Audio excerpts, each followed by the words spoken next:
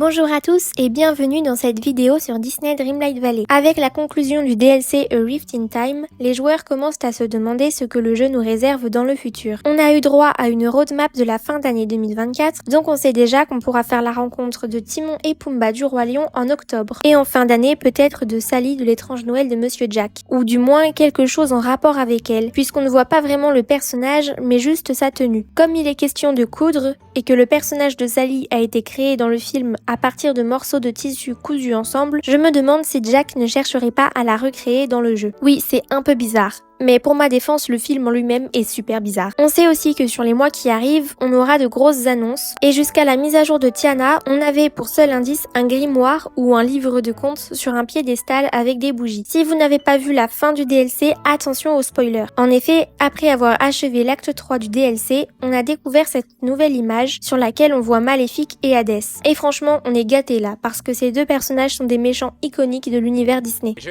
fais feu des deux pouces, hein, bravo! Ils sont représentés sur une grande tapisserie déchirée en son milieu. Est-ce que ça veut dire que les personnages sont en conflit? En tout cas, il y aura sûrement un lien entre eux puisqu'ils sont face à face. Et il semblerait qu'Hadès est en train d'envoyer un baiser à Maléfique. On voit plusieurs petites taches rouges autour de lui qui ressemblent beaucoup à des petits cœurs. Je me suis donc immédiatement demandé si la licence Descendants serait intégrée au jeu puisque le personnage principal appelé Mal est la fille de Maléfique et Hadès. On pourrait se dire que ce serait un choix bizarre puisque les personnages de Descendants sont en live action. Ils sont joués par de vrais acteurs. Mais dans les sondages des développeurs du jeu, il y avait plusieurs questions au sujet de Star Wars. Donc les personnages pourraient être transposés en dessin animé 3D, tout comme ça a été le cas pour les personnages 2D, comme Merlin, Picsou ou la Fée Marraine. Pour revenir à la déchirure sur la tapisserie, j'ai aussi pensé à Rebelle, puisque dans le film, la tapisserie déchirée sert de métaphore pour les liens familiaux brisés. Donc est-ce que ce serait une reprise de la métaphore pour parler des liens entre Hadès et Maléfique, ou est-ce que la nouvelle intrigue impliquerait Mérida? C'est peu probable, mais je voulais le soulever. On voit aussi derrière les deux personnages des décors qui teasent sûrement les nouveaux biomes qu'on pourra explorer grâce à ce nouveau DLC. L'un serait une forêt inspirée de La Belle au bois dormant, avec ses arbres très élancés comme on retrouve dans le film, mais dans une version sombre. Et le deuxième a tout l'air d'être un biome inspiré du film Hercule et de la Grèce antique.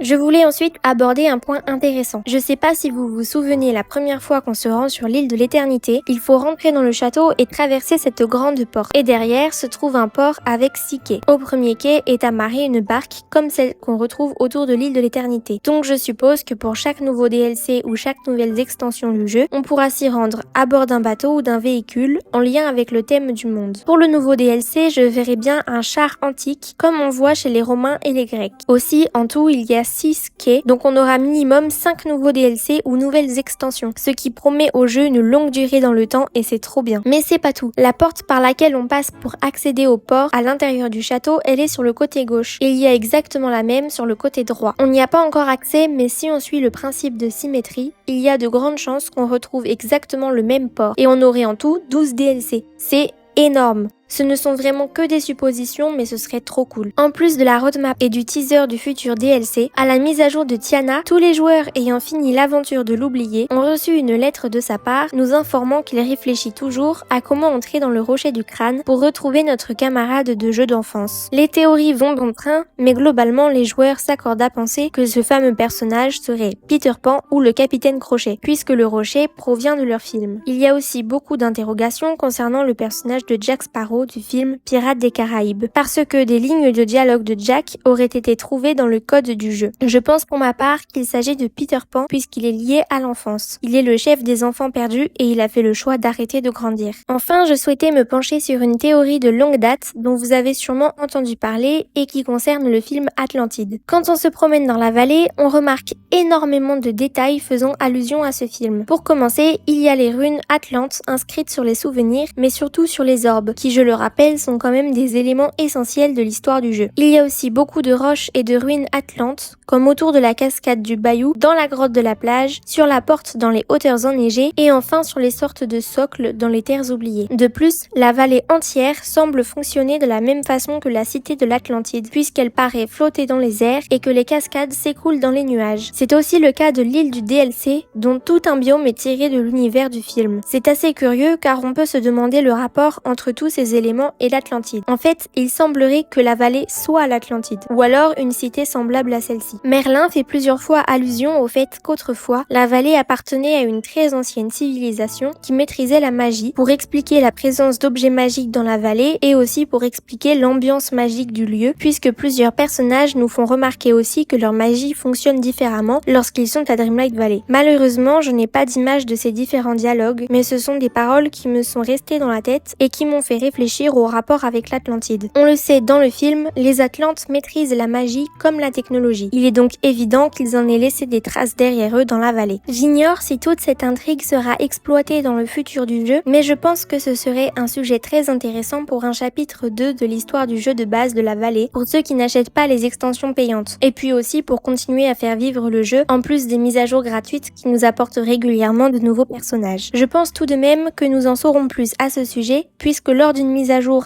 après la fin de l'histoire de l'oublié, les joueurs ont remarqué qu'une des roches atlantes avait été déplacée dans le bureau de Merlin, sûrement pour qu'il puisse l'étudier et comprendre les secrets de l'Atlantide. Et puis, même si ce film ne nous est pas introduit dans le jeu de cette façon, il le sera sûrement bientôt parce que la catégorie Atlantide a été récemment ajoutée dans le mode meuble et dans le mode vêtements avec la tenue d'Audrey disponible depuis la mise à jour de Tiana. Voilà, c'est tout pour cette vidéo. Si elle vous a plu, n'hésitez pas à m'en faire part en commentaire et aussi à me poser vos questions. Vous n'êtes pas très nombreux, alors je peux tous vous répondre. Profitez-en. Vous pouvez aussi aimer la vidéo et vous abonner pour me soutenir. J'aimerais sortir encore plus de vidéos sur Disney Dreamlight Valley et aussi des blind tests. D'ailleurs, n'hésitez pas à aller voir ceux qui sont déjà disponibles. Mais je dois aussi suivre mes cours. Bonne rentrée à tous d'ailleurs. Je vais quand même essayer d'en sortir régulièrement au sujet des nouveautés sur le jeu et aussi de ma décoration si j'en suis satisfaite. Si vous voulez, vous pouvez aussi aller me suivre sur Instagram, le lien sera dans la description. Pour le moment, il n'y a pas grand chose à voir, mais j'ai quelques projets et aussi je reposte en story tout ce qu'envoie Disney Dreamlight Valley. Je ne vous retiens pas plus longtemps, merci d'être resté jusqu'à la fin et moi je vous dis à très bientôt.